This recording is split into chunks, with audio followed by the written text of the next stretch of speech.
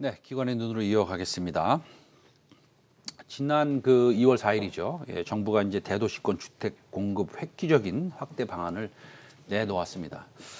부동산 시장의 반응은 차치하고 나서 그동안 이제 회복을 보이고 있던 건설주들이 그날부터 이제 좀 내려가고 있습니다. 그 이유가 무엇인지, 이 건설주 지금 사야 되는 것인지, 오늘도 신서정 SK증권 연구원 스튜디오에 나와 계십니다. 안녕하십니까? 안녕하십니까? 네.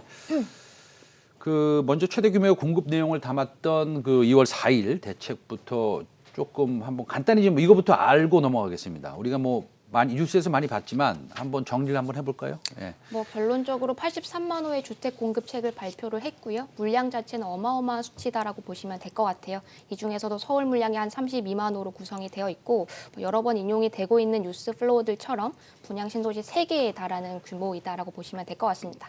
여기 표를 제가 나열을 해봤는데 결론적으로 정비사업 같은 경우에는 한 13.6만 호, 그리고 도심 공공주택 복합사업 및 소규모가 한 30.6만 호, 공공택지가 26.3만 호 정도로 구성이 되어 있는데 변창흠 국토부 장관이 취임한 다음부터 계속해서 강조를 하고 있는 중공업 지역 개발이라던가 아니면 그 역세권 과밀 지역의 용적률 완화라던가 이러한 컨셉들이 도심 공공주택 복합 사업 내에 포함이 되어 있다라고 보시면 될 것 같고요. 정비 사업 같은 부분 같은 경우에는 어떻게 물량을 계산을 했냐면 전체 가용 물량에서 정부가 예상을 하기에 참여 예상률을 곱해서 계산을 했거든요. 근데 실질적으로 봤을 때 전체 참여율이 그러니까 실질적인 참여율이 예상 참여율보다 저조할 가능성도 있어 보인다라고 저는 판단을 하고 있고, 공공택지 같은 경우에는 서울 지역은 지정이 없었고 경기도라던가 그 외곽 지역으로만 구성이 되어 있다라고 말씀을 드려볼 수 있을 것 같습니다. 그런데 말이죠. 그런 뭐 지금 말씀하셨다시피 엄청난 물량이다 이렇게 말씀을 하셨어요. 근데 이제 보완해야 될 점이 있는 겁니까? 이거 이렇게 나왔으면 사실은 물량을 많이 공급한다. 그러면 사실은 건설주에 좋으면 좋았지 나쁘지는 않을 텐데 예를 들어서 뭐 분양가 상한제 이런 것들이 좀 변화가 돼야 되는 것인지 예를 들어서 83만 호 지어 그러나 우리는 뭐 너한테 뭐 한 평당 얼마까지 프라이스를 딱 이렇게 위에 갭을 씌워 놓을게 이러면 뭐 사실은 좀 열심히 땀만 흘리고 나서 돈은 못 버는 뭐 이런 측면이 좀 있는 것 같은데 어떻게 생각하세요? 말씀하신 대로 건설주가 2월 4일 그 정책 발표가 있은 다음부터 주가가 계속해서 하락을 하고 있죠. 주가라는 것은 선 반영을 하기 때문에 기대감을 좀 올랐다가 실질적으로 정책 발표가 있은 다음부터 떨어진 영향도 있긴 하고요. 정책적인 부분 말씀드린 대로 퀀티티, 즉 정량적인 측면에 있어서는 어마어마한 양인 것이 사실이지만 퀄리티, 즉 질적인 측면에 있어서는 조금 고민을 해봐야 되는 포인트들이 다수 있어 보인다라고 말씀을 드려볼 수 있을 것 같아요.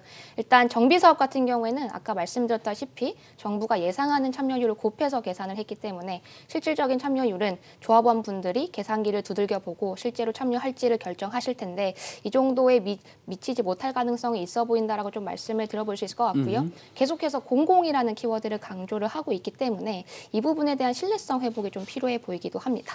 더불어서 지금 임기가 얼마 남지 않았기 때문에 착공을 바로 들어간다거나 이러한 부분들을 계속해서 시그널로 주셔야지 신뢰성 회복에 좀 도움이 되지 않을까 싶고요.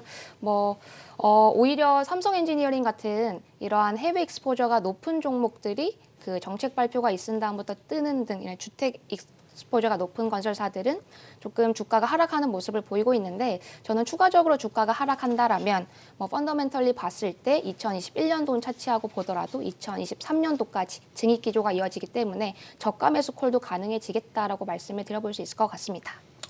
우리가 사실은 개인 투자자들이 지금 뭐 반도체 잘 아실 거예요. 2차 전지, 수소, 그다음에 풍력부터 시작해서 뭐 이런 쪽에 많이 쏠려들 계시고 게다가 또 사실은 주가라는 게 사실은 성장성을 우리가 좀 봐야 되는데 그렇다고 본다면 우리 뭐 오늘 리포트 내신 거에 대해서도 이제 좀 말씀을 나눠 보겠습니다만 폐기물 처리 업체 같은 그런 회사들의 성장성이 훨씬 더 높으니 그런 회사에 포커스하는 게 개인 투자 입장에서 우리가 이것을 뭐 펀드 매니저가 시청자분들이 아니라 지금 뭐 대전, 광주, 부산, 서울, 그다음에 휴전선 근처의 마을들에서 농사 짓는 분들이 이 채널을 보시는 거 아니겠습니까? 그러면은 그런 성장성 있는 회사들을 조금 더 우리가 생각해야 되는 건 아닌 건지 한번 말씀 부탁드리겠습니다. 뭐 2021년도 말씀하신 폐기물 쪽도 성장성이 여전히 유지가 되겠지만 건설 쪽도 모멘텀을 완전히 상실했다라고는 보기가 어려울 것 같아요. 실적도 올라오고 여전히 ROE 대비 PBR로 봤을 때 밸류에이션이 싼 것도 사실이고요. 근데 말씀하신 대로 뭐 개인 투자자분들 입장에서는 BM 펀드 매니저가 아니다 보니까 네. 건설 업종을 무조건 가져가야 되는 것은 아니기는 하죠. 네네. 다만 실적적인 측면만 비교를 하더라도 뭐 2021년도 실적 올라오는 거 감안을 해보면 주가가 더 빠지면 추가적인 상승 여력이 있어 보인다라고 말씀을 드려볼 수 있을 것 같고요. 이 건설주들을 대형 시공사들만 보시기 때문에 뭐 앞으로 주가 상승 여력 제한적이지 않을까라고 말씀하시는 분들이 많으신데 결국에는 건설 착공 물량이 늘어난다라면 건축 자재 쪽도 같이 늘어날 수밖에 없습니다. 그러면요. 그 건축 자재 우리가 좀 얘기를 나눠봐야겠네요. 건축 자재는 또 다른 얘기잖아요. 그렇죠? 그쵸, 뭐 네. 여기에 무슨 얼마에 팔아라 마진은 10%뿐이 가져갈 수 없다 이런 얘기는 없는 거잖아요. 그쵸, 그렇죠? 네. 그러면 건설 자재 쪽 중에서 어떤 종목들 소개가 가능합니까? 제가 뭐 건설 밸류체인 전반적으로 쭉 데이터를 뽑아가지고 데이터 쭉 주가 상승률 봐보니까 대다수 많이 오르기는 했습니다만 제가 봤을 때 피어들 대비 덜 오른 종목들 같은 경우에는 금강공업, 쌍용양회 정도 말씀을 드려볼 수 있을 것 같아요. 결국에는 건설을 한다라면 시공도 같이 들어가지만 폼 업체라고 하죠. 콘크리트 건물을 지을 때 이 아직 굳지 않은 콘크리트를 붓는 거푸집 역할을 하는 폼 자체를 생산하는 금강공업 같은 경우에는 아직까지는 추가적인 주가 상승 여력이 있어 보인다라고 말씀을 드려볼 수 있을 것 같고요. 쌍용양에도 뭐 물론 시멘트 수요도 늘어날 거긴 한데 추가적으로 비용단에서 뭐 이익 개선되는 부분도 기대해볼 수 있을 것 같아서 실적 모멘텀도 기대해볼 수 있겠다라고 말씀을 드려볼 수 있을 것 같아요. 이 그래프를 좀 봐주시면 쌍용양해 대비 아시아시멘트라던가 한일시멘트 같은 종목들이 주가 수익률이 훨씬 더 좋은 상황이죠.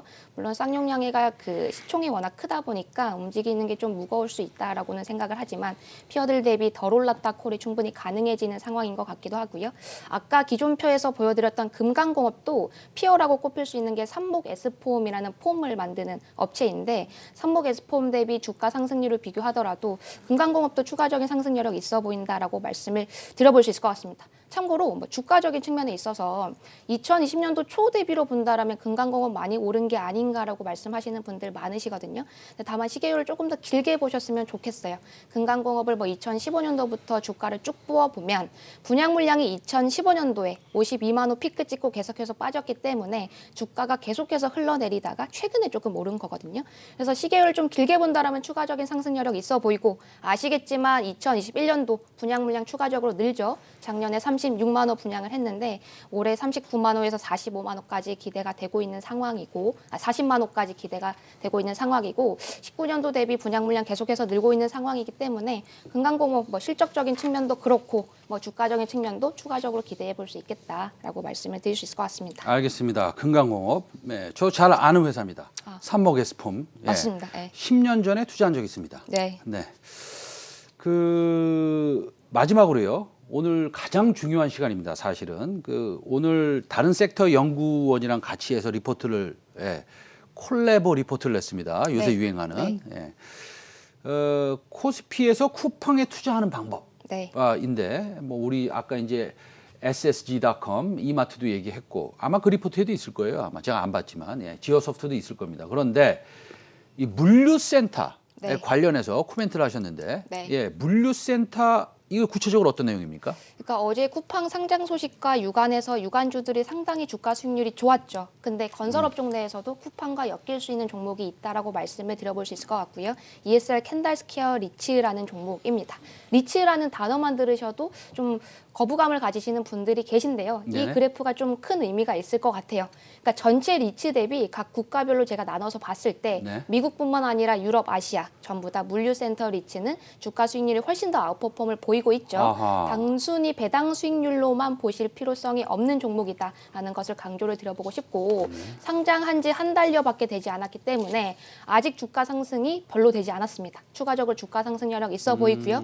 배당 수익률도 4% 후반대까지 나오고요. 추가적으로 NAV, 즉 물류센터의 자산 가치 자체가 2020년도 초 이후로 계속해서 상승을 하고 있는데 이 ESR 캔달스퀘어 리츠가 물류센터를 편입한 시기 자체가 2020년도 초이기 때문에 이 NAV의 상승분까지 같이 감안을 한다라면 주가 추가적으로 상승할 수 있는 여력이 충분히 커 보이는 종목이다라고 말씀을 드려볼 수 있을 것 같습니다.